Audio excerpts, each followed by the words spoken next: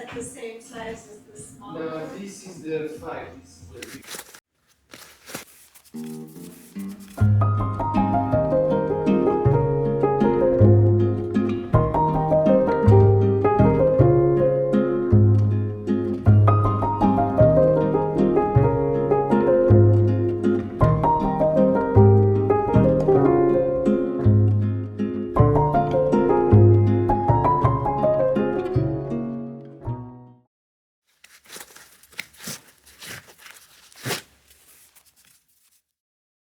Oui, alors moi je m'appelle Vadim, j'ai 29 ans. Je suis originaire du nord de la France, je suis né à Calais. À Calais, à 36 km de la frontière avec l'Angleterre. Donc j'ai grandi là-bas jusqu'à mes 16 ans.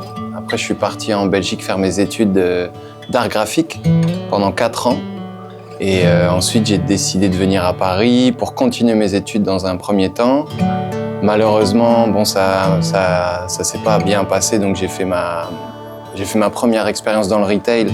Comme j'ai pas pu continuer mes études, donc j'ai travaillé chez Uniqlo pendant 10 mois. C'était ma première expérience avec le retail et la vente entre guillemets. Puis après, je me suis retrouvé, donc au bout de 9 mois, ils m'ont envoyé ouvrir le premier Uniqlo des Pays-Bas. Donc je suis resté là-bas 1 mois. Ouais, donc ça s'est plutôt bien passé. Et de là, je suis rentré dans une marque française qui s'appelle Homco, première marque de hip-hop en France en 92. Donc j'ai travaillé donc avec Alex, pour ceux qui connaissent, pendant 4 ans.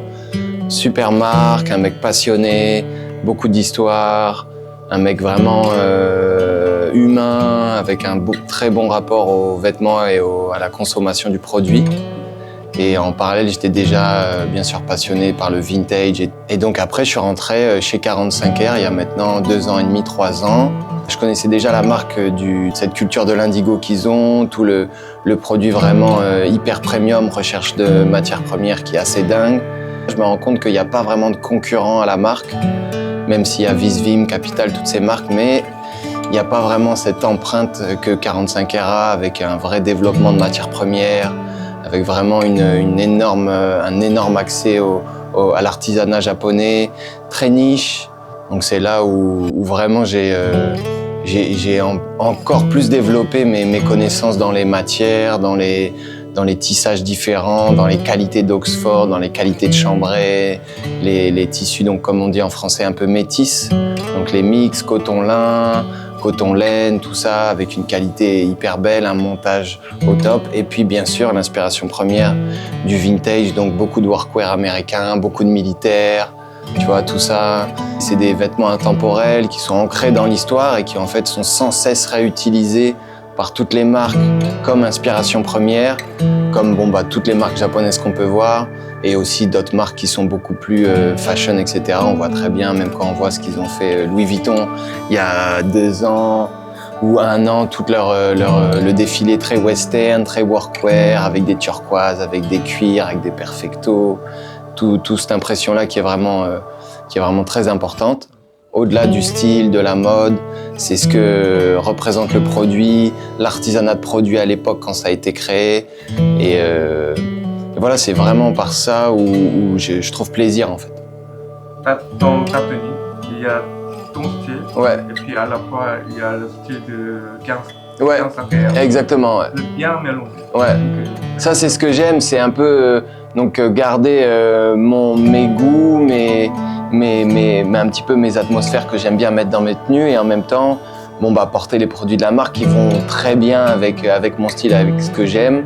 Donc là, comme aujourd'hui, là on est sur un pantalon français M47, mais sur un coton weather teinté en indigo qui s'appelle le Kageiro Nando. Donc c'est un indigo qui est mélangé au charbon, donc qui va vous donner toute une couleur un petit peu grisée, bleutée. Donc là, ça va faire ça va faire 2 ans que je l'ai, donc il est vraiment très très patiné. Donc c'est vraiment ce que j'aime, c'est acheter un produit, principalement indigo, parce que en fait j'aime beaucoup ce côté patiné dans le temps, voir un peu le produit patiné avec son utilisation journalière. Donc voilà, c'est vraiment ce qui me plaît là-dedans, c'est ce côté faire patiner le vêtement dans le temps, réparer. Là on peut voir ici, j'ai réparé avec le vélo, je me prends souvent le pantalon dans la chaîne. Ici, voilà, j'aime bien ça. Ici, à l'entrejambe aussi, ça avait craqué parce que c'est un pantalon qui est quand même relativement taille haute. Voilà, donc là, tout aussi bien. Quand je disais le détail, là, on est sur une doublure en chambray. Je veux dire, c'est du détail, mais personne ne fait ça. Hein. Déjà, ça patine très très bien. Ouais, ça patine très bien, ouais. Les détails aussi, ça vient de M40. Voilà, M47, pantalon légendaire de l'armée française, hein, qui a été qui est beaucoup porté en ce moment, qu'on voit un petit peu partout. Les Japonais, ils sont passés du M51 américain au M47 français. J'en ai vraiment vu beaucoup là-bas. C'est vraiment un pantalon qui rentre vraiment dans leur tenue maintenant. Moi, j'aime bien ce côté un peu twist, justement indigo, avec ces délavages assez forts. Et ce qui fait que ça change un peu du classique avec une toile un peu épaisse comme ce que tu peux porter là avec un gros twill. Et puis bon là j'ai un petit t-shirt blanc classique 45R en coton jersey Zimba, donc coton du Zimbabwe. Et puis là autour du cou j'ai un vieux sweatshirt américain. Bon bah ça c'est un petit peu le Graal pour ceux dans le vintage, c'est du Sunfade, donc c'est du rouge. Et donc voilà, j'aime bien un petit peu mixer donc le produit 45R avec du vintage, du vêtement ancien. Le 45R, j'aime bien beaucoup le porter, beaucoup le délaver. On ne sait plus si c'est de l'ancien ou du nouveau. C'est cet aspect-là que j'aime bien. Donc c'est vraiment ma passion première.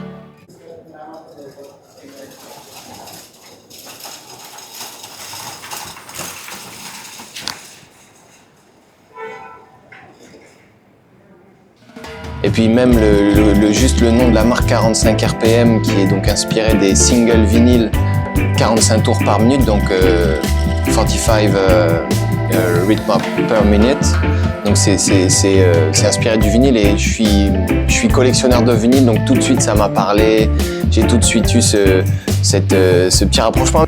Alors donc ouais, comme je disais, les différentes sources d'inspiration. Donc ce qui m'a vraiment bercé depuis que j'ai 13-14 ans, ça a été la musique, notamment c'est clairement le reggae et le dub, toute cette musique jamaïcaine où vraiment je me suis plongé dedans très jeune, où j'ai commencé à collectionner des vinyles très jeunes, aller en soirée très jeune, soirée reggae, sound system, tout ça.